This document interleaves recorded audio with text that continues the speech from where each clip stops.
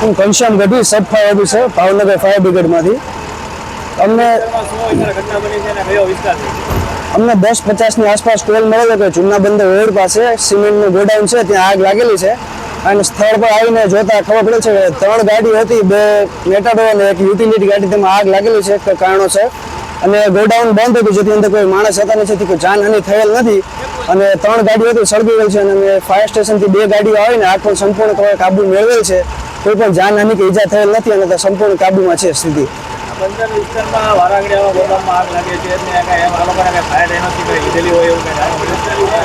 Fire NOC આ factory એક્ટમાં છે ને એનઓસી લેવા માટે હોતી નથી, તેમને એનઓસી નથી લેવાની હોતી. આ શોર્ટ સર્કિટના કારણે થયું પ્રથમ જાણવા મળે છે. હજી આગ કેના કારણે લાગી પ્રથમ જાણવા મળે નથી, પણ તે તપાસનો વિષય છે અત્યારે.